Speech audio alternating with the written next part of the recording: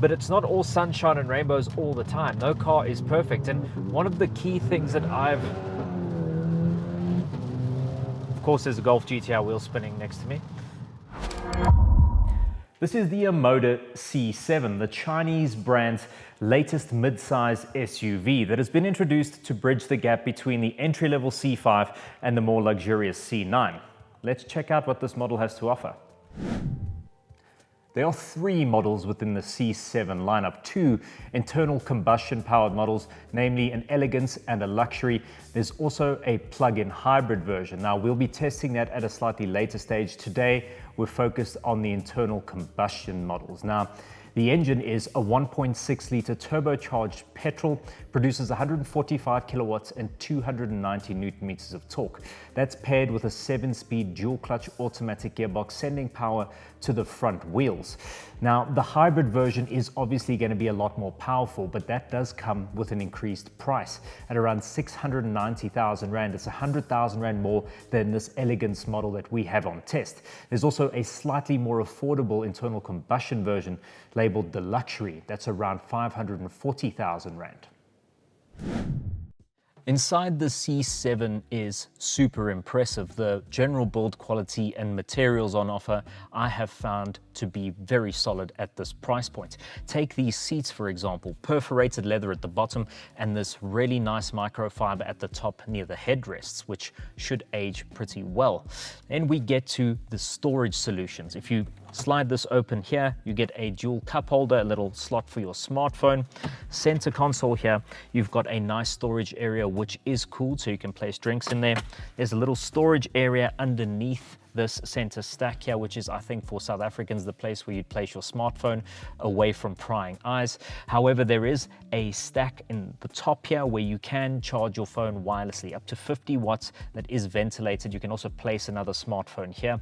However, I wouldn't do that in South Africa, to be honest. Moving on to the infotainment screen, 15.6 inches, better than that in its bigger brother, the C9.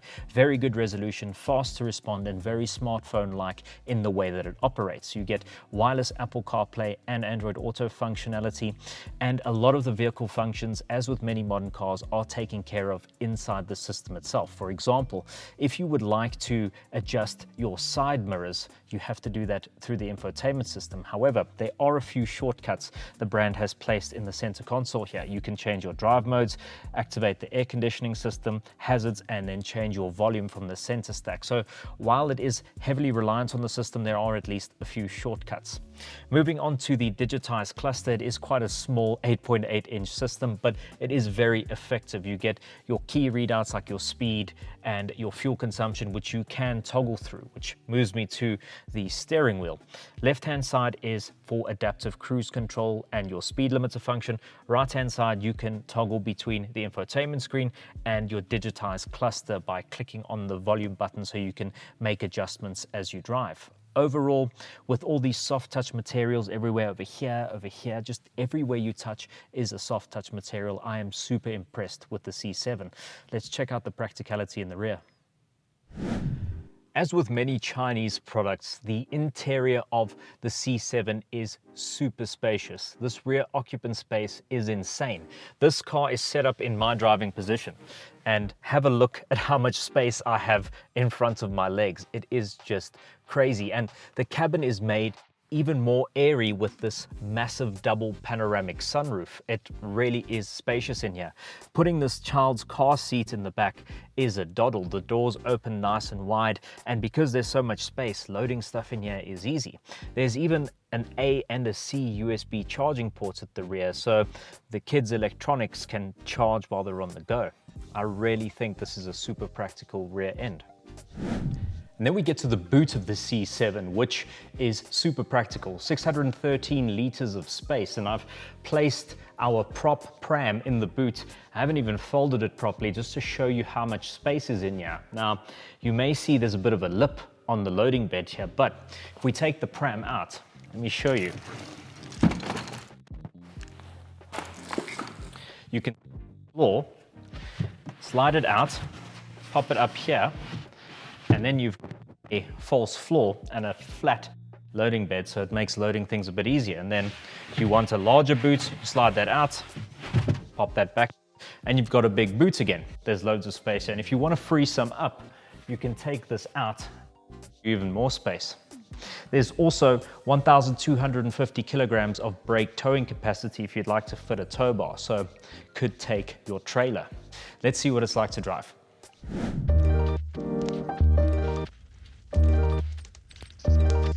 Alrighty, welcome aboard the Omoda C7. We're out on the road. It is a rainy day in Johannesburg. The weather turned pretty quickly, as it tends to do.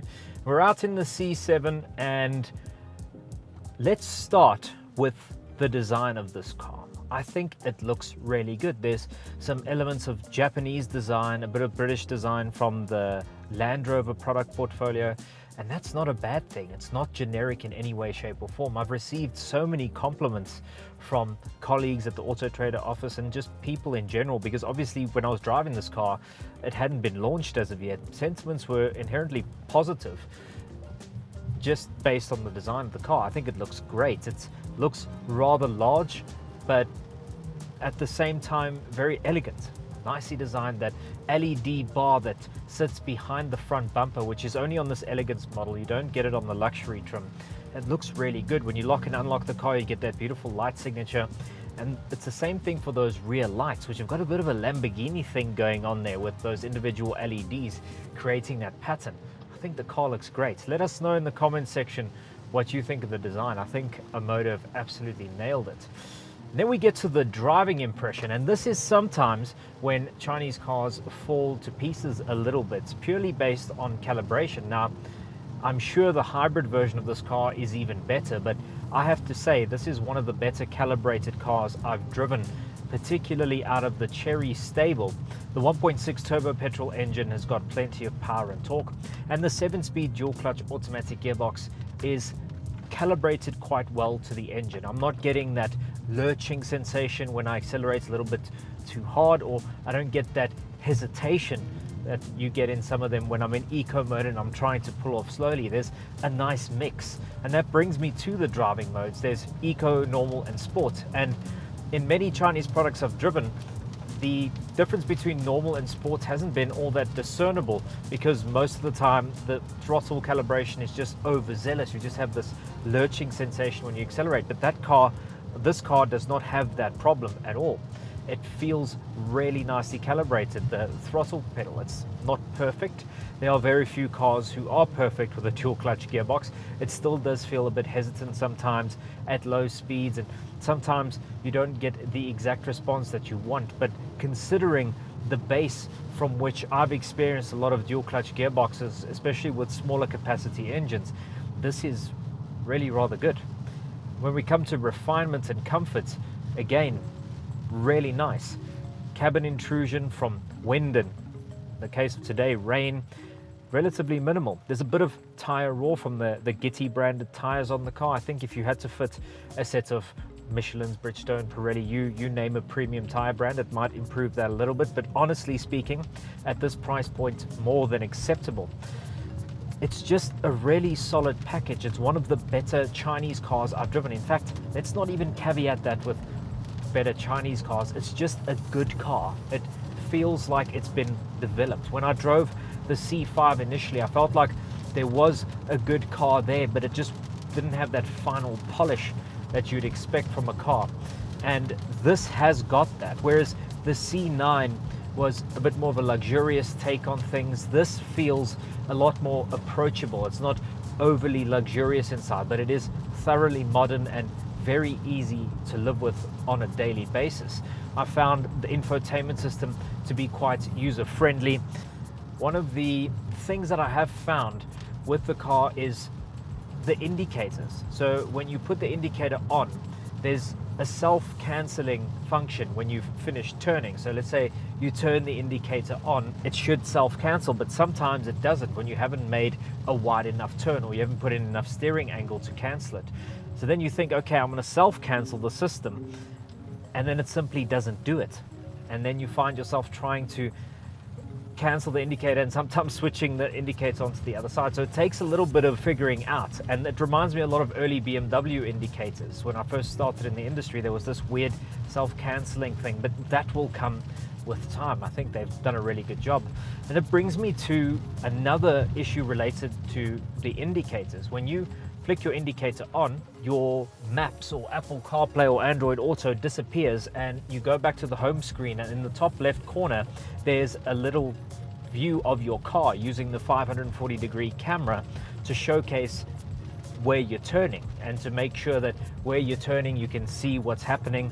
And it's a really nice feature. The only problem is, while the indicator's on, it remains on, and unfortunately you can't see your map. So if you're trying to fight traffic like I do on a daily basis, you've turned your indicator on and you want to see now what's next in terms of your GPS, but the screen has been taken over by this camera, and you have to then cancel the indicator to get back to your map, which is not ideal. Let's play around with the different driving modes to give you a sense. So I'm in normal at the moment. So now we're in eco mode. So let's pull off. See there, it felt okay. It didn't absolutely dump the clutch and lurch forward, which is good for eco mode. In eco mode, obviously, it's going to be a bit more dull. It's designed for that so that you can be a bit lighter on fuel, and it dulls everything down. Now we're coming up to another traffic light. So I'm going to flick it to normal mode. Normal mode active. Traffic light. The brake pedal modulation is also pretty good. I'm not getting overly sharp or overly dull braking sensation through the pedal. I know exactly what's happening with the brake pedal, which is a good thing. It's an underrated thing in a car. We're about to pull off in normal mode. Let's see how it feels. I'm just going to be gentle on the accelerator as I would normally be in traffic. Let's pull off and see how it goes. So normal dual clutch, you feel a bit of clutch slip as it goes, and absolutely fine. When you're slowing down as well, you don't feel the gearbox getting flummoxed as to what gear it should be in. It's very straightforward. It knows what gear it should be in. It's not getting confused, and that's a world away from some of the dual clutch units I've experienced from the very same Chery Corporation. So they've done some work on the calibration of this car, which is commendable, and it's made the world of difference. Pretty solid product. I'm thoroughly impressed. I think they've done a great job. I was relatively underwhelmed with the C5, and I found the C9, despite feeling so premium, had its own idiosyncrasies. This car is a lot easier to get along with. I find it to be a lot more agreeable. Let's pop it into sport. Sport mode active. See how that feels. It's a bit redundant in a car like this. Let's see how that feels. Immediately sharper throttle response, but not overzealous. It's raining in Joburg at the moment, and that's normally in these dual clutch equipped cars just an easy wheel spin scenario for any of these cars, and this one doesn't really do it. You can modulate the throttle pedal, and there is a bit of feel there, so it's not the end of the world. We are driving through some pretty horrendous roadworks at the moment. The car feels good.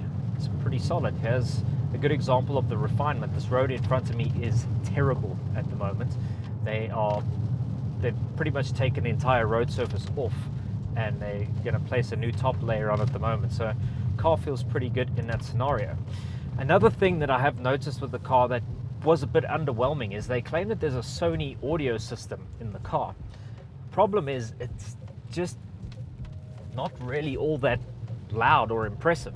Clarity's fine, but the system itself it's very underwhelming. Like, I had the volume almost completely full the other day, and I couldn't believe it. I thought maybe the volume would have been on half, but it was nearly full, and it just wasn't loud enough. So that's something they could potentially look at. But there's a lot of small issues with the car, but every car has got small issues. There's no big glaring problem that I've encountered with the car over my 4 or 5 days with it so far. It's been really good. One thing though that a lot of Chinese products struggle with is fuel economy, and this car isn't really any different. However, I'm going to give it some grace. Omoda claims 7.5 liters per 100 kilometers in this car, which on paper you would say that's perfectly reasonable for a mid-size SUV like this. Has got good power and torque, but our press car has been averaging around 10 liters per 100 kilometers, which is not so great. But the grace I'm going to give this car is the fact that it was dropped off with 100 Ks on the clock. So I've covered about 350 Ks in the car so far, and my average has been 10 liters per 100 kilometers. As the engine sort of wears in and gets run in a bit better, the fuel consumption will come down. I would say, and an educated guesstimate, around 9 liters per 100 kilometers is probably what you can expect from this car, which, mind you, is not phenomenal, but it's not bad. It's acceptable. You get a decent amount of performance from this engine. 9 liters per 100 kilometers is something I think you can live with. If you hypermile the car and you drive it in eco mode all the time, you could perhaps get into the 8s. But to be honest, 9 is probably a realistic figure, but I've been achieving roughly 10, and that is a proper mixed cycle. I haven't actually driven the car with any sort of dynamic intention as of yet. I've thrown it into a couple of corners. It's not really that type of car. Handling is okay. It errs to the side of caution and will understeer. It doesn't feel super dynamic, but it doesn't fall to pieces completely when it comes to dynamics. It's just a very decent car. There's in many instances you drive a car like this and there's a glaring issue because the price is relatively low. This isn't the cheapest of the Chinese cars out there. If you look at like a Jetour X70 or the Shangan CS75 that I reviewed recently, those cars are effectively 100,000 Rand cheaper than this car. But I would say, all things considered, this car is worth the 100,000 Rand more. It is just a more modern, better engineered and better thought out product because it is a newer generation product, and it shows when you drive it. So if you are shopping in the segment and you oscillating between, you know, should you spend 500 or 600,000 Rand, and you're looking between a sort of older generation but still new Chinese car or the latest generation like a C7 from Omoda, or let's say a Vol H6, the latest version, something like that, the newer cars are just better.